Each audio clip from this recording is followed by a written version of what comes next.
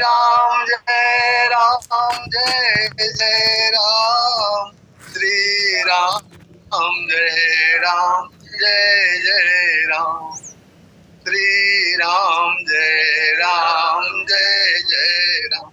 श्यावर रामचंद्र की जय। श्री राम कथा संजीवनी, सुख उपजावन हार, कथा सुनहि जो प्रेम से पावहि सो फल चार। श्यावर रामचंद्र की जय। वेद बचन मुनि मन यगम, ते प्रभु करुणाएन, बचन किरातन के सुनत, जिमि पितु बालक बहन। श्यावर रामचंद्र की जय। आदरणीय संत समाज,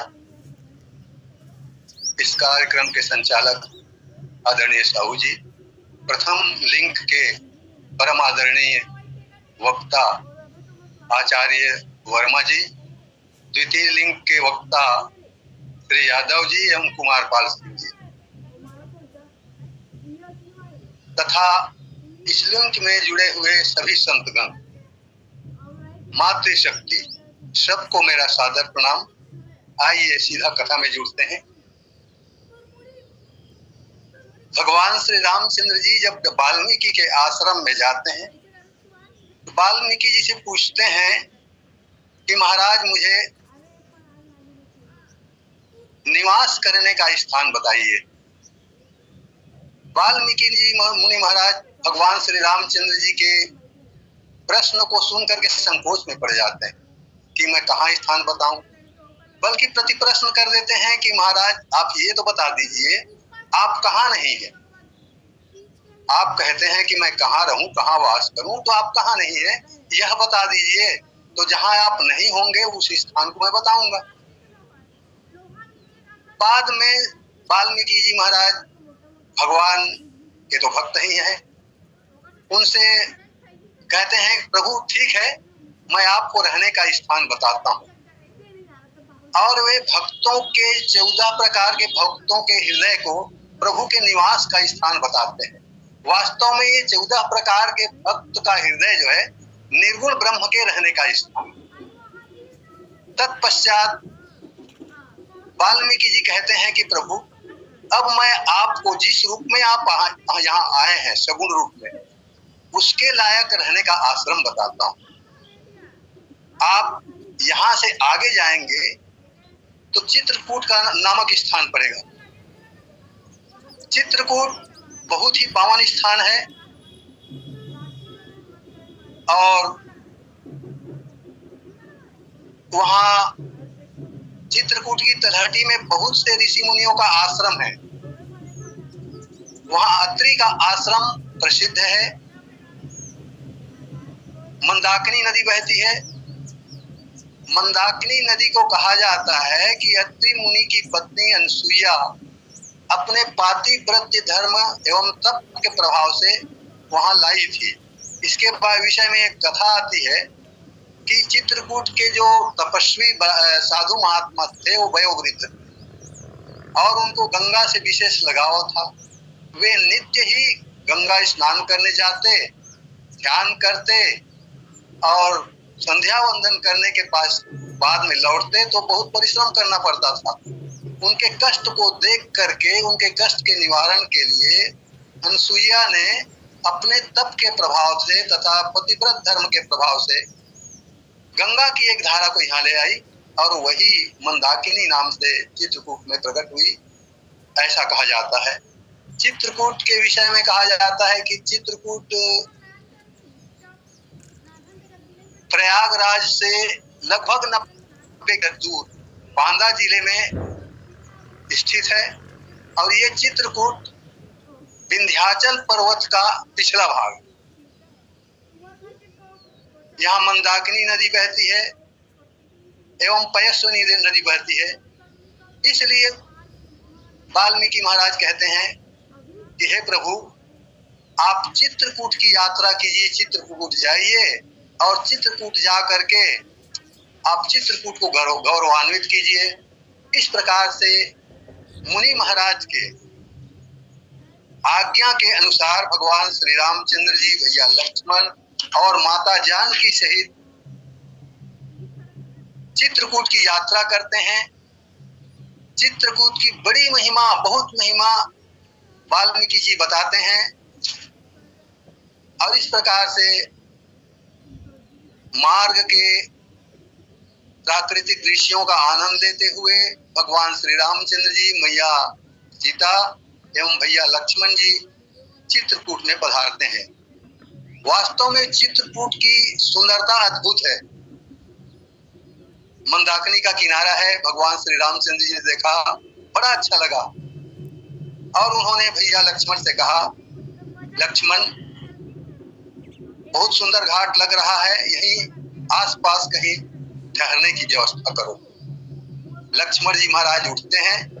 वहां दो नदियां बहती हैं, मंदाकिनी और पयस्विनी। तो वो पयस्विनी के किनारे गए। पयस्विनी का किनारा धनुष के आकार का मुड़ा हुआ था। वहीं पर लक्ष्मण जी ने गिरिराज की तलहटी में, चित्रकूट की तलहटी में एक सुंदर सी कुटिया बनाई। बहुत ही शोभनीय और सुंदर आश्रम था और इस प्रकार से उस चित्रकूट में जा करके भगवान राम, लक्ष्मण और सीता निवास करने लगते हैं। आज हिमालय आदि बड़े बड़े पर्वत चित्रकूट की प्रशंसा करते हैं। चित्रकूट बड़ा भाग्यशाली है, उनके यहाँ भगवान पधारे। जब यह बात चित्रकूट का के धूल का प्रत्येक रजकण भगवान के पधारने से पावन हो गया, इस बात का पता जब ऋषियों को, देवताओं को पता चला, मुनियों को पता चला, देवतर्ग में देवता, किन्नर, नाग, दिक्पाल, ये सब के सब भगवान का दर्शन करने के लिए चित्रकूट आ गए। भगवान श्री रामचंद्र जी ने सबका सादर स्वागत किया, प्रणाम किया और ये देवता लोग भगवान श्री रामचंद्र जी के स्वरूप का दर्शन करके अपने नेत्रों का लाभ लिए। कहा जाता है भगवान श्री रामचंद्र जी आज के आने से चित्रकूट धन्य हो गया। रघुनाथ जी ने सबका प्रणाम किया और देवता लोग सब अपने नेत्रों का लाभ लिए, दर्शन करके भगवान श्री रामचंद्र जी जब वनवास के लिए निकले तो कहीं एक रात्रि ठहरे थे, कहीं 2 रात्रि ठहरे। और जब चित्रकूट में आए तो गोस्वामी जी ने लिखा, चित्रकूट रघुनंदन छाए। चित्रकूट में आने के पश्चात भगवान श्री राम जी वहां सर्वव्यापक बन के, व्यापक रूप से वहां व्याप्त हो गए। वहां के वृक्षों में, वनस्पतियों में, चट्टानों में सर्वव्यापक बन के छा गए और बहुत खुशी का माहौल बना। और चित्रकूट में आने के पश्चात देवताओं ने पुष्प की वृष्टि की और गोस्वामी तुलसीदास जी महाराज लिखते हैं, चित्रकूट रघुनंदन छाए, समाचार सुनि सुनि मुनि आए, आवत देखी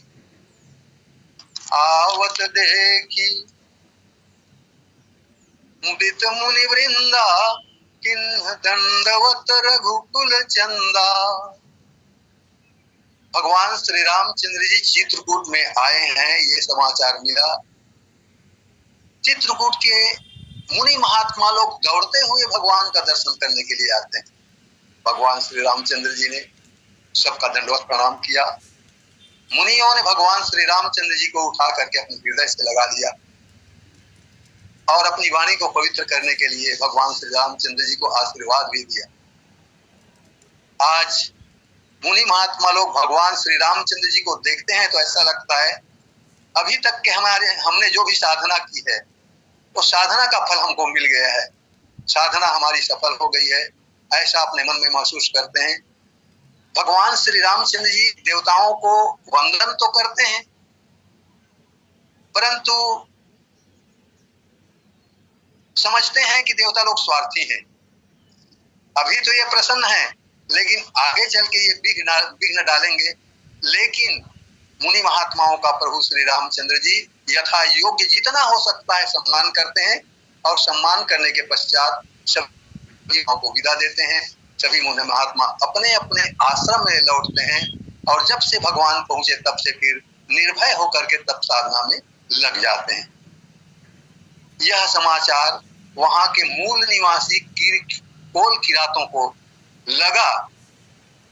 खबर जब उनको लगी तो कोल किरात लोग इतने प्रसन्न हो गए, ऐसे प्रसन्न हुए, ऐसा लगा कि उनको कि हमारे घर में नवनिधि आ गई है। कोल किरात लोग आज बहुत प्रसन्न हैं। वो भीलों का समाज है, जिनको तो स्वार्थ का पता है न परमार्थ का, पूरे भोले भाले हैं, निर्मल मन के हैं। आज भगवान को अत्यंत ही प्रेम दृष्टि से, ऐसी सुंदरता कभी उन्होंने देखी नहीं थी। कुटुंब सहित सब दौड़ के आए हैं, बड़े प्रेम से भगवान का दर्शन करते हैं। दर्शन करते करते उनका शरीर रोमांचित हो जाता है, नेत्रों में जल भर आता है। और इस प्रकार से स्नेह युक्त कोल किरातों को, भीलों को देखकर भगवान श्री रामचंद्र जी ने बहुत ही मधुर वाणी से उनको संबोधित किया और उनको सम्मान दिया। भील लोग कहने लगे कि प्रभु आज हम लोग अपने परिवार सहित, कुटुंब सहित धन्य हो गए। आज चित्रकूट भी धन्य हो गया। भील लोग इसलिए धन्य हो गए कि उन्होंने भगवान का दर्शन पाया, भगवान का प्रेम प्राप्त हुआ। चित्रकूट इसलिए धन्य हो गया क्योंकि प्रभु के स्पर्श से, प्रभु के चरण स्पर्श से आज चित्रकूट पावन हो गया, वहां की धरती पवित्र हो गई, इसलिए चित्रकूट भी धन्य हो गया। भील कहने लगे प्रभु हम सब परिवार सहित आपके सेवक हैं। आपने बहुत अच्छा स्थान देख करके निवास के लिए चुना है। इस स्थान में आप सभी ऋतुओं में प्रसन्न रहेंगे, आपको किसी प्रकार से कष्ट नहीं होगा। हम लोग आपकी सेवा करेंगे। हे प्रभु हम आपके सेवक हैं और किसी प्रकार से आज्ञा देने में प्रभु संकोच मत करना। आज का मेरा कोल किरातों का ये प्रसंग, वेद वचन मुनि मन यगम ते प्रभु करुणाएं, वचन किरातन के सुनत जिन शिशु बालक बहन, सियावर रामचंद्र की जय। जिनका वेदों के वाणी के द्वारा वर्णन नहीं किया जा सकता, अर्थात वेद वचन से जिनका वर्णन नहीं किया जा सकता, जो मुनियों के मन से भी अगम है, ऐसे प्रभु आज ऐसे प्रसन्न होते हैं कोल किरातों की बातों को सुन करके कि जिस प्रकार पिता अपने छोटे से शिशु की तुतली भाषा को सुन करके प्रसन्न होता है, आज उसी भांति प्रभु भीलों की बातों को सुन करके प्रसन्न होते हैं। आदरणीय संतजन, ये कोल किरात निर्मल मन के लोग हैं। इनका मन निर्मल हो गया है। निर्मल मन होता है तो फिर प्रभु की प्राप्ति होती है। निर्मल मन जन सो मोहि पावा, आज मोहि कपट छल छिद्र न भावा, भगवान राम का कहना है। तो निर्मल मन के आज कोल किरातों का भीलों का दर्शन हुआ है। याद रखिए, निर्मल माने साफ। जैसे हम लोग, तो हमारा मन कैसे निर्मल होगा? हम लोग भी तो सब भगवान को प्राप्त करना चाहते हैं।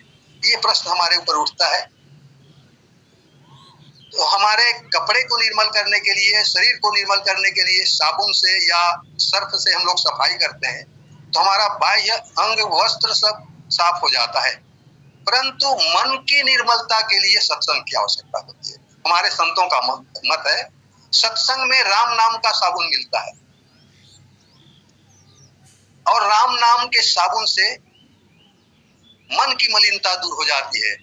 जब मन निर्मल हो जाता है, निर्मल मन हो तो रघुनायक सबरी के घर जाते हैं, सूर श्याम के बाह पकड़कर साक विदुर घर खाते हैं। सबरी का मन निर्मल हुआ, भगवान के पास सबरी को आना नहीं पड़ा। भगवान सबरी का दर्शन करने के लिए सबरी के आश्रम में चले गए।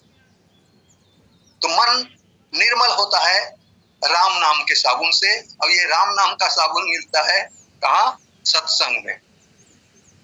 राम नाम के साबुन से जो मन का मैल छुड़ाएगा, निर्मल मन के दर्पण में वह राम का दर्शन पाएगा।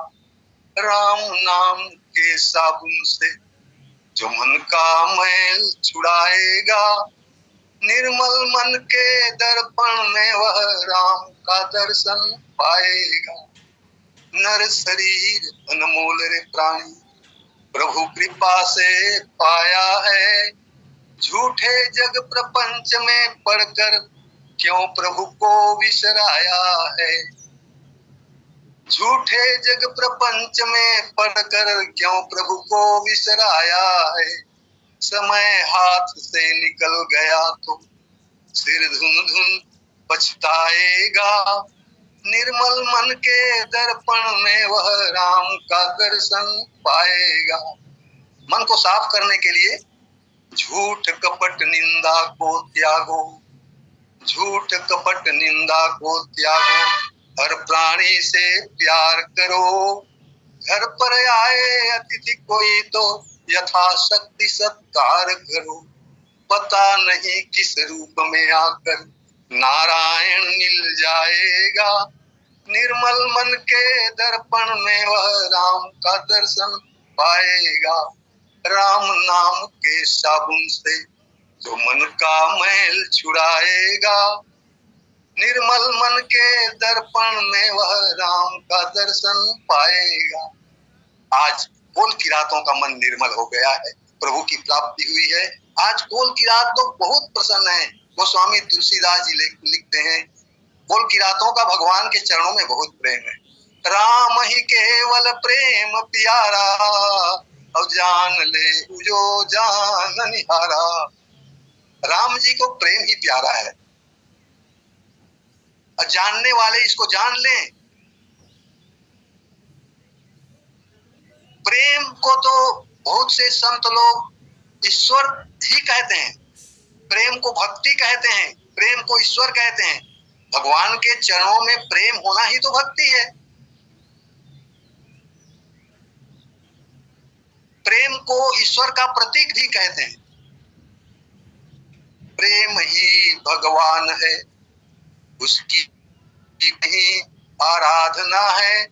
प्रेम ही है भक्ति पावन, प्रेम ही शुभ साधना है।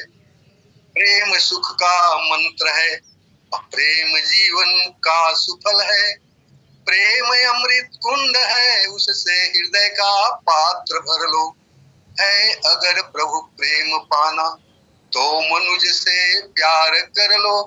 दूर कर दुर्भावनाएं, तुम हृदय में प्यार भर लो। राम ही केवल प्रेम प्यारा, जान ले जो जान निहारा। आज भीलों के मन में भगवान के चरणों में अत्यंत प्रेम उत्पन्न हो गया। भील अत्यंत प्रसन्न है। आज भील नाच रहे हैं भगवान के सामने, उनका कोई दूरी नहीं बचा है। अब भगवान से खुल के सब कुछ बता रहे हैं। भील कहते हैं, हे महाराज, हम अपनी सारी बातें आपके पास बताना चाहते हैं। हम पापी हैं, हम चोरी भी करते हैं और हम लोग हिंसा भी करते हैं, परंतु इतना करने के बावजूद भी जहां तक हमारा अनुभव है, न तो हमें पीड़न मिलता है और न को वस्त्र मिलते हैं। इसलिए हे प्रभु, अब आपका दर्शन हो गया है, इसलिए हम अब पाप नहीं करेंगे कि आज से हमारा हिंसा करना बंद। इस प्रकार से प्रभु के सामने कोल की रात तो प्रतिज्ञा लेते हैं, परंतु एक शर्त है प्रभु, हम कुछ भी नहीं करेंगे, पाप नहीं करेंगे, हिंसा नहीं करेंगे, मगर आप हमको अपना बना लीजिए। कितना सुंदर आत्मनिवेदन उनका। प्रभु, हम आपके हैं, हमें आप अपना बना लीजिए। यह कोल की रात जिनका मन निर्मल हो गया है, ये कोल की रात कोई दूसरे नहीं है, ये प्रभु की सेवा करने के लिए देवता लोग ही तो कोल की रात का शरीर धारण करके उपस्थित हुए हैं।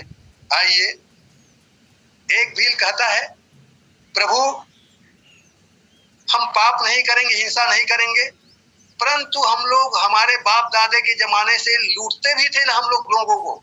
जो भी इस रास्ते से गुजरता था उनको, उनके वस्तुओं को, उनके पदार्थों को लूट लेते थे, उसी से हमारा गुजर चलता था।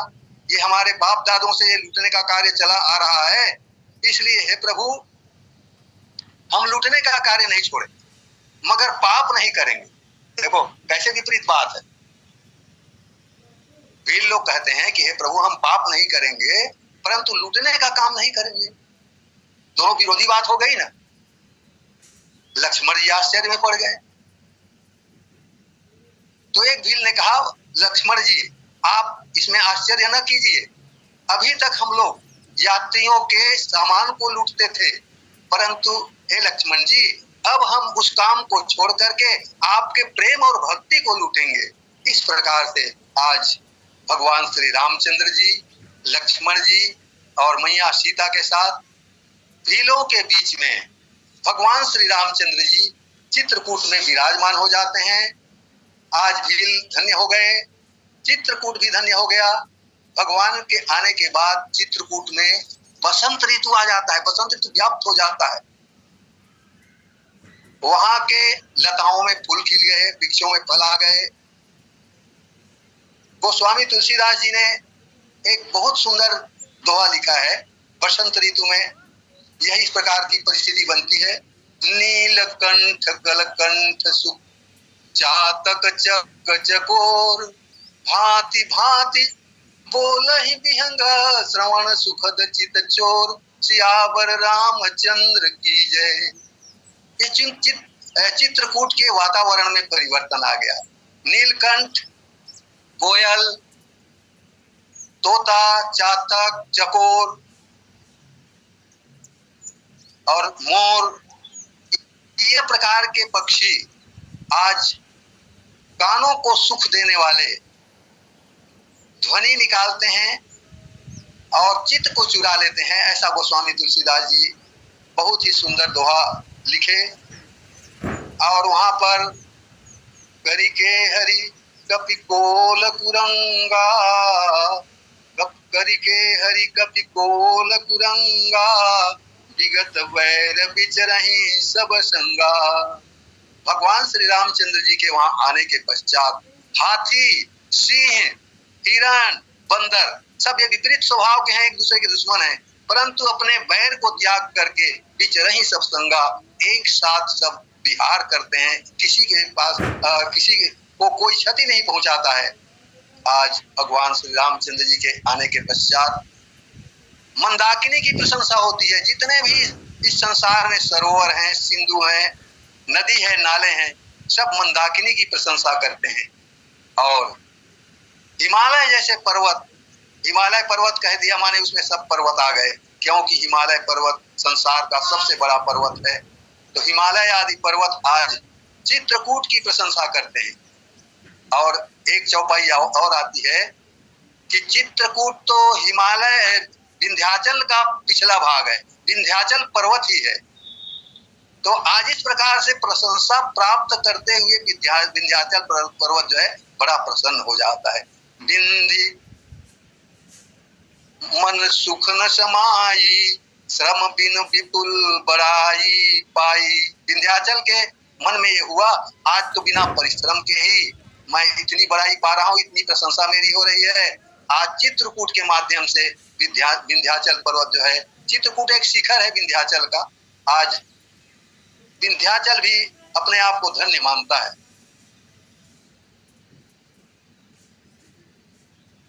क्यों न स्थान की बड़ाई हो। जहां संसार के स्वामी अखिल ब्रह्मांड नायक प्रभु जिस स्थान पर आकर ठहरे हों, वह तो स्थान प्रशंसा के योग्य हो ही जाता है। इसलिए आज गोस्वामी तुलसीदास जी कहते हैं कि मैं चित्रकूट की जितनी ही प्रशंसा करूं कम है। मैं चित्रकूट की प्रशंसा कर ही क्या सकता हूं। क्या कछुआ पानी में रहने वाला, पोखर में रहने वाला कछुआ मदराचल को उठा सकता है क्या? असंभव, नहीं उठा सकता। उसी प्रकार से मैं चित्रकूट की प्रशंसा नहीं कर सकता, जितना भी करूंगा वह कम है। इस प्रकार से यहाँ पर गोस्वामी तुलसीदास जी महाराज इस प्रकार देखिए, लक्ष्मण जी महाराज मन, कर्म और वचन से प्रभु श्री रामचंद्र जी की सेवा में निरंतर लगे रहते हैं। और चित्रकूट के आश्रम में प्रभु का दर्शन करने के लिए बहुत से साधु संत निरंतर आते रहते हैं। और भगवान श्री रामचंद्र जी सुबह मंदाकिनी में स्नान करते हैं, दोपहर में फलाहार करते हैं, थोड़ा सा विश्राम करने के पश्चात जब भील लोग आ जाते हैं तो भील लोगों के साथ में वन को घूमने के लिए जाते हैं। ये भगवान श्री रामचंद्र जी का दिनचर्या है। भगवान श्री रामचंद्र जी रघुनाथ जी के संग में, राम जी के संग में आज लक्ष्मण जी और जानकी जी दोनों ही प्रसन्न मुद्रा में हैं, बड़े प्रसन्नचित हैं। उनको अवध का ख्याल नहीं आता है, अवध भूल जा रहे हैं, इतने प्रसन्न हैं। माँ जानकी अपने प्रभु, अपने स्वामी के चंद्रमुख को देखकर चकोर कुमारी दिन और रात प्रसन्नचित रहती हैं और नित्य ही अपने प्रति प्रभु के प्रेम को देख करके दिन में चकवा चकवी की तरह रहती है। और माँ जानकी का प्रभु के चरणों में इतना अधिक प्रेम बढ़ा, इतना अधिक अनुराग हुआ कि वन ही उनको हजारों अयोध्या से भी अच्छा लगने लगा है। अपने स्वामी के साथ पर्णकुटी में दर्भ की बिछौने में शयन करना कामदेव के सेज से भी 100 गुना अधिक अच्छा माँ जानकी को लगता है। ऐसा गोस्वामी तुलसीदास जी रामचरितमानस में लिखते हैं।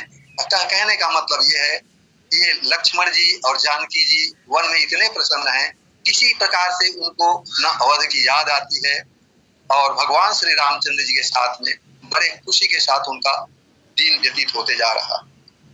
गोस्वामी तुलसीदास जी लिखते हैं कि जानकी लक्ष्मण को किसी प्रकार से कोई कष्ट न हो, ऐसा प्रभु श्री रामचंद्र जी कभी काम नहीं करते। जानकी जी दुखित हो या लक्ष्मण जी दुखित हो, इस बात का भगवान राम सतत ध्यान रखते हैं कि ये इनको कभी दुख ना हो। राम लखन कभी उदास ना हो, उनके ऊपर कोई दुख ना आए, इसका सतत ध्यान जानकी जी रखती। और लक्ष्मण भैया सोचते हैं कि ये तो मेरे माता पिता हैं, इनकी सेवा के लिए मैं आया हूँ, मेरे रहते मेरे प्रभु को किसी प्रकार से कोई तकलीफ नहीं होना चाहिए। इस प्रकार से लक्ष्मण जी का भाव है।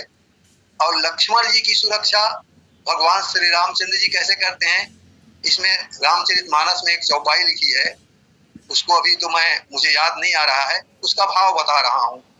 जिस प्रकार से नेत्रों की रक्षा, नेत्र की पुतलियों की रक्षा पलकें करती हैं, ठीक उसी भांति राम और जानकी जी लक्ष्मण जी की सुरक्षा करते। कितना अच्छा दृष्टांत है। संतों का ऐसा मत है, भगवान श्री रामचंद्र जी चित्रकूट में 13 वर्ष व्यतीत किए। अंतिम वर्ष में उन्होंने लंका की यात्रा की। बाकी सब समय भगवान का 14 वर्ष के बाकी सब समय चित्रकूट में ही व्यतीत हुए। चित्रकूट की उनकी दिनचर्या थी कि कंदमूल फल खाना, मंदाकिनी में 3 बार स्नान करना, संध्या बंदन करना, भीलों के साथ जंगल में घूमने जाना, ऋषि मुनियों को माता पिता समझकर उनका आशीर्वाद प्राप्त करना, वन के वनस्पति वृक्षों पशु पक्षियों के साथ मैत्री स्थापित कर आत्मीयता स्थापित करना, यही भगवान श्री रामचंद्र जी के चित्रकूट के दिनचर्या है। आदरणीय संतगण, एक समय की बात है, भगवान श्री रामचंद्र जी चित्रकूट में पर्णकुटी में जानकी जी एवं स्वयं बैठे हुए थे। लक्ष्मण जी उस समय फल फूल लेने के लिए बाहर गए हुए। पर्णकुटी के सामने ही एक विशाल वृक्ष था। उस वृक्ष के ऊपर लता छाई हुई थी और उस लता में फूल आ गए थे, फूलों से वह लता लचक गई थी। भगवान श्री रामचंद्र जी ने उस वृक्ष को देख के कहा कि जानकी देखो तो यह वृक्ष कितना भाग्यशाली है। जानकी जी कहती हैं प्रभु नहीं, ये वृक्ष भाग्यशाली नहीं है, ये लता भाग्यशाली है जो जिसको इतने सुंदर वृक्ष का सहारा मिला हुआ। जानकी जी कहती है लता भाग्यशाली है और वृक्ष भाग्यशाली। दोनों वृक्ष और लता के माध्यम से अपने अपने भाग्य की सराहना करते हैं। भगवान राम का कहना है, जानकी मैं कितना भाग्यशाली हूँ, मुझको तुम्हारे जैसे सुशील और सुंदर पत्नी मिली। और जानकी जी का कहना है, प्रभु भाग्यशाली तो मैं हूँ, क्योंकि आप जैसे मुझको परमेश्वर की प्राप्ति हुई। दोनों कभी भगवान कहते हैं वृक्ष भाग्यशाली और जानकी कहती है लता भाग्यशाली। दोनों के बीच में निर्णय नहीं हो पाता है, निश्चय नहीं हो पाया। तो भगवान श्री रामचंद्र जी ने कहा, जानकी ठीक है, हम दोनों निर्णय नहीं कर पा रहे हैं, लक्ष्मण आएगा, लक्ष्मण हमसे तटस्थ है, बैरागी है, वह जो निर्णय देगा उसको हम दोनों लोग मानेंगे। और इस प्रकार से तुरंत लक्ष्मण जी उस समय आ गए। और लक्ष्मण जी आए, भगवान श्री रामचंद्र जी ने कहा, भैया लक्ष्मण, अरे जानकी जी और मेरे बीच कुछ विवाद हो गया है, उसका तुम निर्णय कर दो। लक्ष्मण जी ने कहा, प्रभु क्या विवाद हो गया है? तो भगवान श्री रामचंद्र जी ने कहा, लक्ष्मण ये सामने वाला वृक्ष देखो ना, उसमें कितनी सुंदर लता छाई हुई है, तो मैं कह रहा हूँ कि वृक्ष भाग्यशाली है। जानकी जी ने कहा, नहीं नहीं लक्ष्मण भैया, ये वृक्ष भाग्यशाली नहीं है, ये लता भाग्यशाली है, क्योंकि उसको इस वृक्ष का सहारा मिला हुआ है। अब तुम ही निर्णय कर बताओ, ये वृक्ष भाग्यशाली है कि लता भाग्यशाली? लक्ष्मण लगे, वो धर्म संकट में पड़ गए। अगर वृक्ष भाग्यशाली है कहता हूं तो जानकी जी को कष्ट होगा, संकोच हो जाएगा, और लता भाग्यशाली ही कहता हूं तो प्रभु को कष्ट होगा। तो लक्ष्मण जी ने कहा, नहीं नहीं प्रभु, इसका निर्णय आप दोनों कर लीजिए, इसको मुझको बीच में मत डालिए। तो दोनों ने कहा, नहीं नहीं लक्ष्मण, तुम जो निर्णय करोगे उसको हम दोनों मानेंगे। लक्ष्मण धर्म संकट में पड़ गया, परंतु लक्ष्मण ने बड़े सोच विचार के बड़ा अच्छा उत्तर दिया। लक्ष्मण ने कहा, भैया न तो यह वृक्ष भाग्यशाली और न यह लता भाग्यशाली, भाग्यशाली तो वह जीवाचार्य है जो इस वृक्ष और लता के नीचे आराम करे। भैया न तो आप भाग्यशाली हैं और न मैं भाग्यशाली है, भाग्यशाली तो सुचित्रा और प्रेम मिला हुआ है। इस प्रकार से लक्ष्मण की बातों को सुनकर दोनों लोग चुप हो जाते हैं, और इस प्रकार से हास परिहास में बातचीत में भगवान की कथा में चित्र होता है। एक दिन की बात है, रात्रि होती है, भगवान श्री राम मैया जानकी के साथ और लक्ष्मण जी महाराज अखंड जागरण करते हैं, वो कभी सोते नहीं है, अखंड जागरण करते हैं, हाथ में धनुष बाण लेके सीताराम सीताराम सीताराम का जाप करते हुए पर्णकुटी की परिक्रमा करते हैं। इस प्रकार से अखंड जाप और अखंड जागरण दोनों चलता है। और पर्णकुटी की परिक्रमा करते हुए जब वे पर्णकुटी के द्वार के पास आते हैं तो अपना सिर झुकाते हैं, मतलब प्रणाम करते हैं, और प्रणाम करने के बाद फिर आगे बढ़ते हैं और सीताराम सीताराम सीताराम कहते हुए फिर से उनकी परिक्रमा प्रारंभ होती है। फिर पर्णकुटी के द्वार के पास आते हैं तो फिर से सिर झुकाते हैं। इस प्रकार से उनका अखंड जागरण और अखंड परिक्रमा दोनों ही निरंतर चलते रहता है। एक दिन की बात है, इसी प्रकार से लक्ष्मण भैया पर्णकुटी की परिक्रमा कर रहे थे और क्रमानुसार आकर के पर्णकुटी के द्वार में उन्होंने सिर झुकाया। सिर झुकाया तो वो लक्ष्मण जी ने देखा कि पर्णकुटी के अंदर में भगवान श्री रामचंद्र जी दर्भ के बिछौने में बैठे हुए हैं। जब बैठे हुए थे तो लक्ष्मण जी को शंका हुआ, आधी रात का समय बीत गई है, आधी रात का समय बीत गया है और प्रभु बैठे हुए हैं। लक्ष्मण जी को संदेह हुआ। डरते डरते लक्ष्मण जी महाराज प्रभु श्री रामचंद्र जी से पूछते हैं, कहते हैं कि भैया तबीयत तो ठीक है ना? तो भगवान श्री रामचंद्र जी रो देते हैं, उनके आंखों में आंसू आ जाता है। और आंखों में आंसू जब आ जाता है तो लखराज फिर पूछते हैं, भैया ठीक है, तो लक्ष्मण जी को उसका कारण बताते हैं कि हे लक्ष्मण, जब जब राम अवध सुधि करही, तब तब बारी बिलोचन भरही, सुमरि मातु पितु परिजन भाई, भरत स्नेहशील सेवकाई। प्रभु राम ने कहा, हे लक्ष्मण, आज मुझे अवध की याद रुला रही है, भरत की याद तड़पा रही है, मुझे माता पिता एवं परिजनों की याद आ रही है, मुझे शत्रुघ्न का स्मरण हो रहा है, भरत के शील और स्नेह का याद आ रहा है। इस प्रकार से भगवान श्री रामचंद्र जी उस समय लक्ष्मण को कहते हैं। ऐसा कहने के बाद माँ जानकी भी रो देती। अब दोनों रो देते हैं तो भगवान श्री रामचंद्र जी सोचते हैं लक्ष्मण जी उदास हो गए, ऐसे में तो काम नहीं चलेगा। भगवान राम सावधान हो जाते हैं और सावधान होकर के फिर माँ जानकी उनको जल पिलाती हैं और सेवा करती हैं और भगवान श्री रामचंद्र जी फिर शयन कर लेते हैं। इस प्रकार से आज का यह कार्यक्रम समय पूर्णता की ओर है। आदरणीय साहू जी को सादर पटल में आमंत्रित करता हूँ। आदरणीय साहू जी संचालक। बोले लखन श्री रामचंद्र की जय।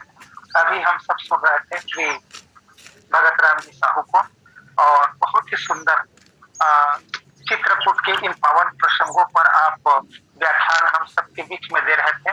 श्री राम कथा सत्संग की ओर से आपको कोटि कोटि साधुवाद आभार मानते हुए लगभग समय भी समाप्ति की ओर है। तो सर्वे भक्त सुखना सर्वे संत निरामया सर्वे भद्रानि पश्यन्तु मां कश्चित् दुख भाग भवेत्। इन्हीं भावनाओं के साथ आज के तीनों लिंग के वक्ता तीन